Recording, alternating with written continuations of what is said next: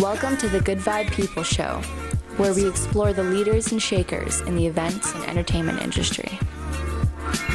What's up, ladies and gentlemen and good vibers? I'm here with L.Teez. Yes. What's up? What's up, L.Teez? So I just started talking to this cat just a few minutes ago. We just met. He's coming to the ArtJam. Yes, sir. This Friday. So tell us who you are. What is it that you do? So my name is L.Teez. That is L.Teez. So y'all know what's up. I'm just songwriter, rapper, performer, inspiring musician and artist. And I'm born in France but raised in Montreal.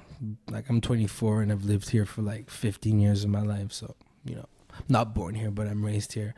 And I make music. I make mostly hip hop with a fusion of jazz and soul and a bit of R&B and whatever else fits into and that I think sounds good. So that's kind of a quick resume of who L.Teez is. I can feel the soul. I can Yes. feel the soul in the voice. Yeah, man. So you said you were kind of traveling, going to different countries. You've been to a few festivals. Talk to us a bit about your parkour. Yeah, my parkour. So I've been rapping for a while, actually. I've been rapping for like 9 years about. Okay. I started really young. Started in high school, and then I've always rapped since then. But it's only been about 3 years that I was always rapping and I always had my name. I changed it a bit, and I was just releasing music left and right. That's the thing about rappers, always changing their names. Yeah. But when you're young, you gotta find your space, and so I changed it once, actually. Okay, you're good. And it was whack. It was TNT. TNT. Yeah, and someone was like, "Yo, that's not researchable," I'm like, "Yo, that's right TNT. You're finding like ACDC all that shit." So I chose to call myself L.Teez. So that's L, like I spelled it out before, and that's more of an acronym kind of to my name. So my name is L.Teez, and Damn, that's a hell of a name to pronounce. Say that again.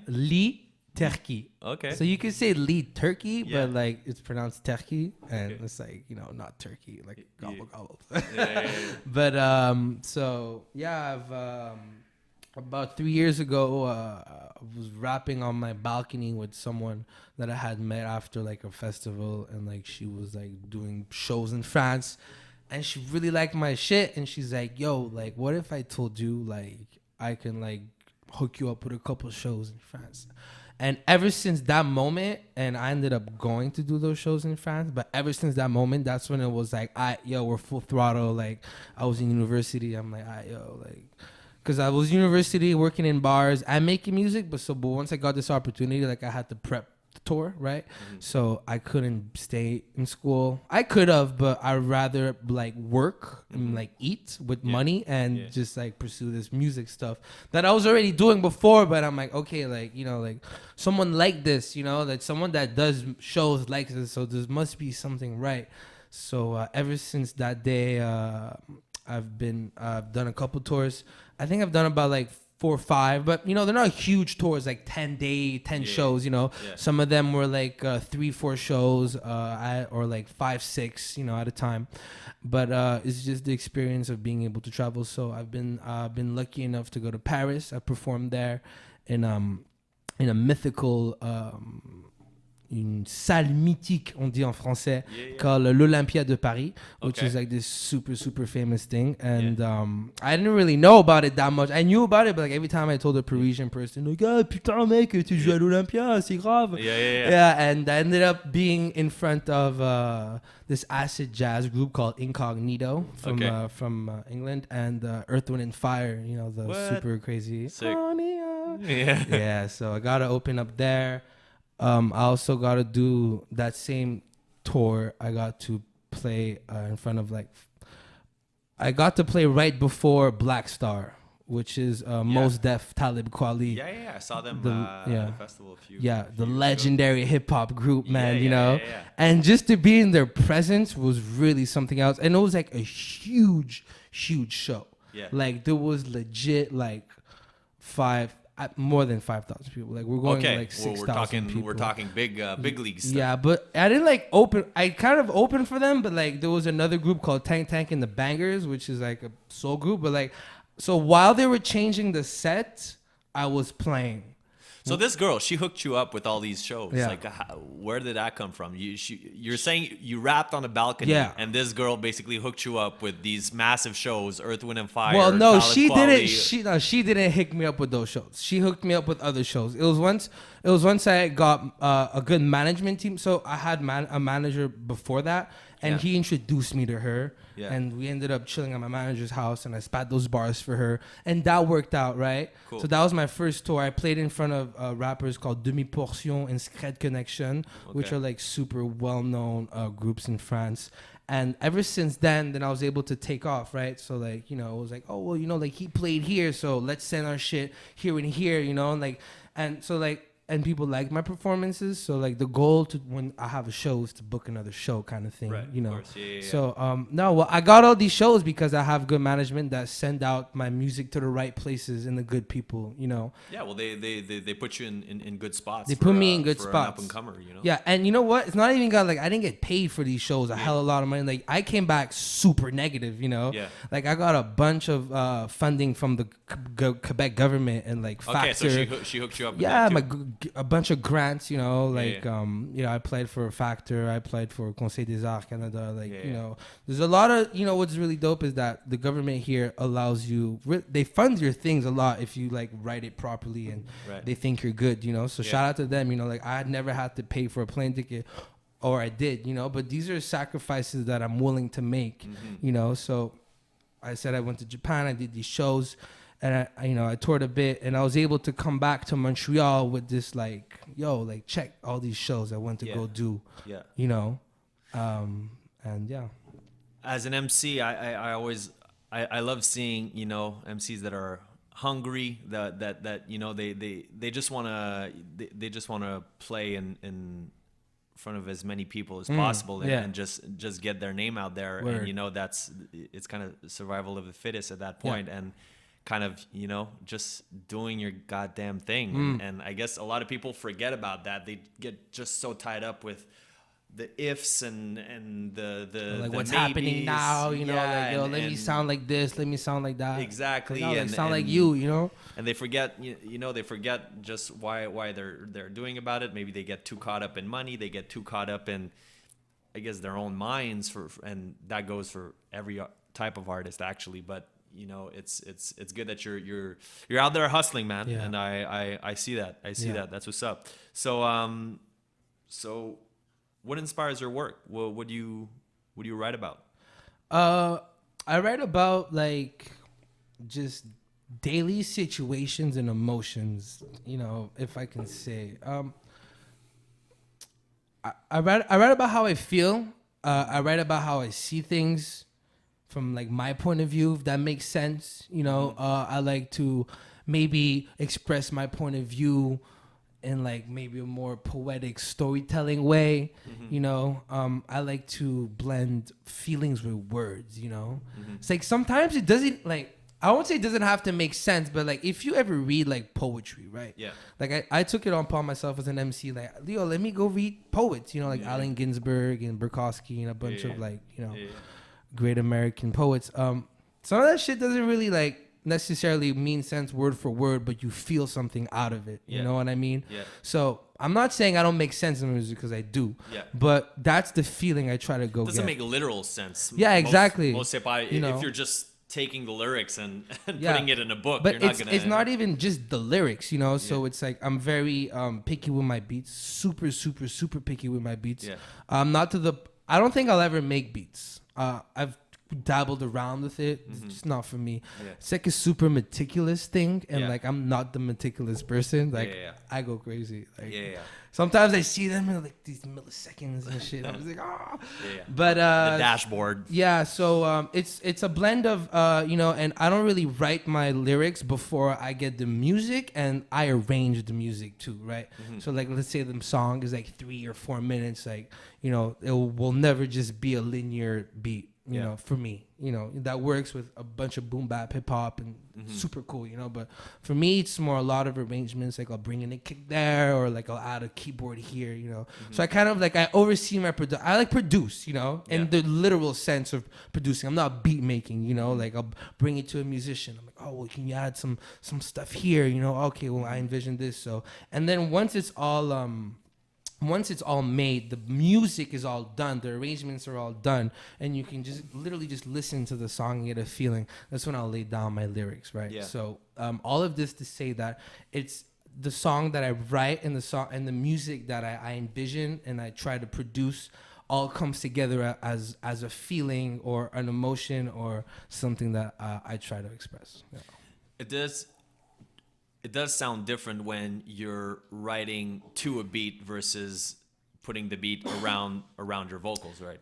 Yeah, you know, some of the greatest rappers write like that, you know. So, but just I don't know. For me, in order to feel something, it has to come. You know, like even some people write hooks before, you know, and they're like, oh, like yeah, let me plug in this hook that I have already, and just you know, and it's my process, you know, it's my process. But yeah, so. Who's a cool new school rapper that you're listening to right now? Cool new school? Yeah, because we all know the greatest. Yeah, so new school.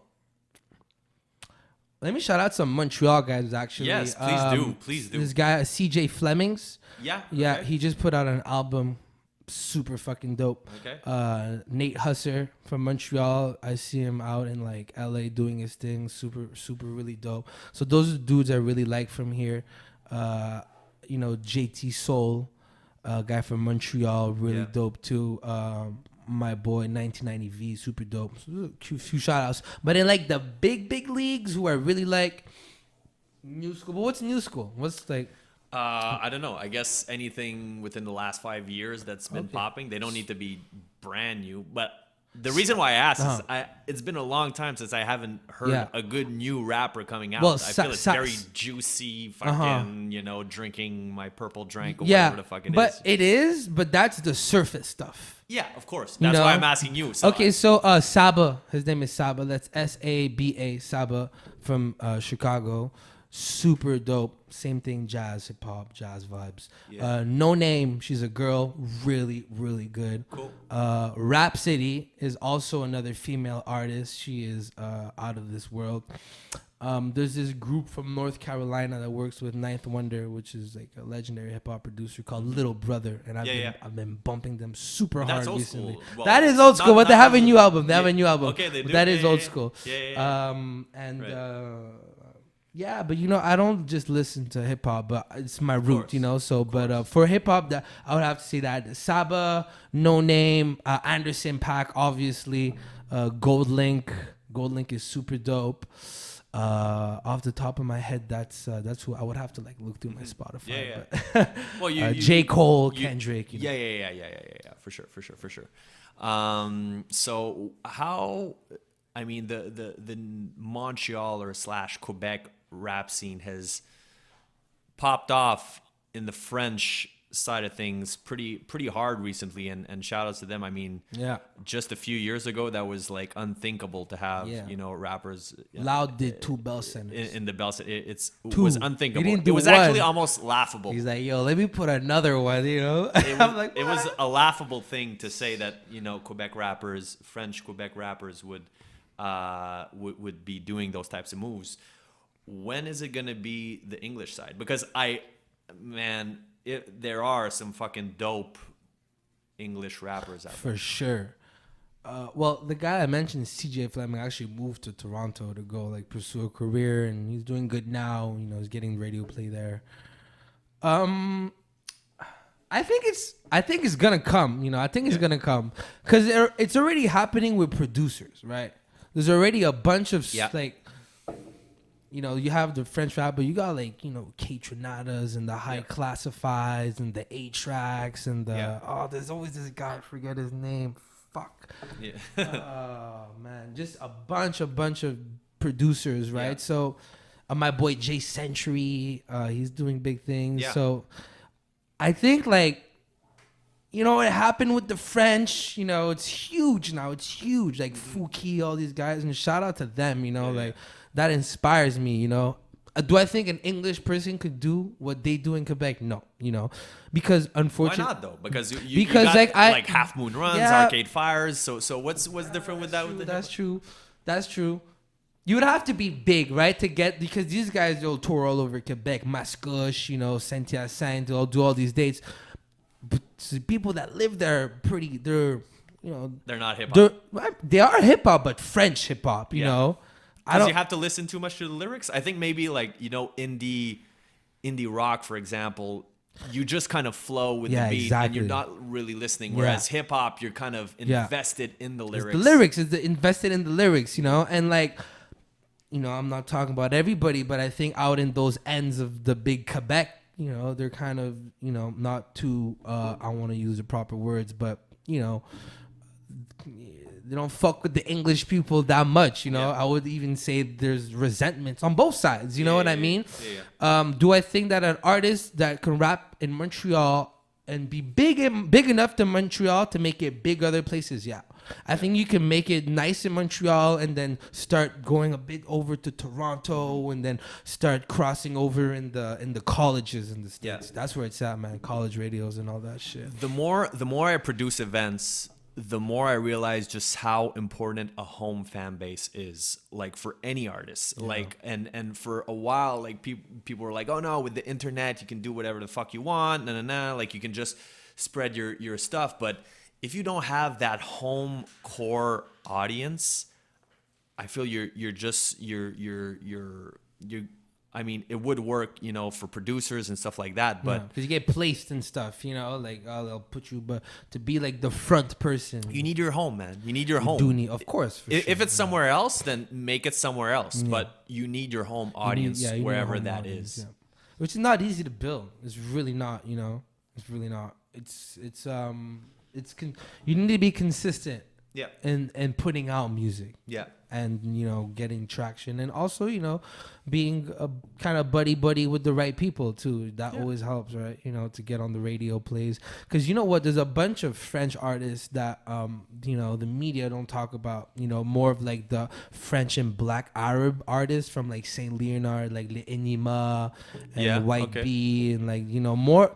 But, you know... Well, they have some kind of... They traction. Have, but it took a while, though, you know? Yeah. But they have a huge fan base, though, you know? Like, these guys sold out the Metropolis, you know what I mean? It's not the Bell Center yet, but it took them a while to get all this media coverage when, like, in the streets, like, you know, they were doing... But it's not media coverage type music, you know? Well, I haven't heard the other one, but of Enema, of what I know, this is not the radio stuff. Yeah, right? And it's the bad coverage too, right? The only coverage you get is him, like, you know, and his... with the Figueres girl. and his accusations. But his music is super dope, and his music resonates with thousands and thousands of kids on, like, you know, the other side of Montreal, like, you know, the immigrants, you know, so, you know, they don't get a bunch of, but you know, it's starting a bit like Tizo and stuff like that. But no, to come full circle, I think that it's I think if your music is good enough and you have the right drive and the right passion and you're good on stage, I think if you just keep going, it's gonna work eventually, man. Absolutely. You know? Yeah. And and keep getting better, you know. So to answer your question, yeah, I think so, because, you know, I would like to think one day I can do all of this, right? So yeah, I think you know, if I don't become the first, someone will become before me. But I like to think that we'll push it there and we'll make it there, and like we'll do the proper things in order for that to happen. If you could feature with one rapper, dead or alive, who would it be? A rapper I would feature with... You see, let me switch up the question. I wouldn't want to feature with one of my greatest rappers because they would make me look so much better on a song, right? They would kill me. So I would love to do a song with Marvin Gaye on the hook. Okay. You know what I'm saying? Okay. Come on, man. That's a win situation, man. Yeah. Because if I get Jay-Z on my verse, yeah, I'm a good rapper, but I'm no Jay-Z, right? So like he would just outshine me, you know? Yeah. Gotta put yourself in a winning position. So if I were to do is there a Marvin Gaye hook hip hop? I'm wondering, like, because I'm working on one right now. Actually, you know the song. Oh, okay. You know so what? I want nice you, transition there. I like that. won't be, I want you. No, I want you. Super classic Marvin Gaye classic. Yeah, man, rings a bell. Yeah, Rings a bell. I'm working on this is a little single project. So yes, there will be a Marvin Gaye hook. It's one of his songs. So I just flipped the sample, but yeah. Huge Good. inspiration, man. He's like a god to me. Yeah, That's what's up. I love Marvin. Yeah. So, performing at ArtJam this Friday. Yes, sir. Yes. Do you have any upcoming projects other than that? Like, what's in store for you in the? A brand new EP coming your way, 2020. Damn. Yes, it's gonna be called "The Index to My Inner Thoughts." That's what's up. It's a bit deep, but you know, it's Fire to come. Fire to come. Good music to come. You know, dopeness for your ears. You know, I'm really looking forward to the Art Jam. I want to shout you guys out. I've came a couple times. I think what you do is super dope. I think that the fact that you guys are expanding to different cities is even more super dope, and you guys are just spreading the Montreal vibes and the culture, man. That's I love that. exactly. Shout out to you guys, man. Thank you so much, man. Yes. L.Teez, L.Teez. loving the hunger, Woo! loving the fire inside of you. I wish you all the best, and right, if you thank guys you. haven't copped it, get his EP Wait, it's in not out. 2020. It's not out. It's coming out, but Yo, I do- pre-sale. You don't have no pre-sale? Nah, no pre-sale, because, you know, I'm Bro. trying to see with the label and things. You know, I ain't got a label yet, but I'm trying to see if the label wants to come on. But I do have an EP that's out that I did all this touring on. It's called the Half Full EP. It's out on all the DSPs. And, you know, I got a couple of super dope videos on YouTube that you can check out. I got a So Far Sounds that I did in Paris, actually. Okay, yeah. You know, Yeah, that's yeah. kind of similar, Yeah. similar feels with That's the So what's up. Fars. I got one out and I did it in Paris on Les Champs-Élysées. Super dope. And yeah, check me out on YouTube, L.Teez. I got my the Half Full EP that's out right now on all platforms. And yeah, cannot wait to perform on Friday. That's what's up. I'm on at 10:15. Yeah, exactly. If you hear me, are they gonna hear this? Yeah, they're Okay, gonna hear you, of perfect. course. Thank you so much, my man. Yes, sir. So we'll see you this Friday, and we'll keep a close eye on your upcoming projects. Yes, word. Thank you. Word up. Yeah. Cheers.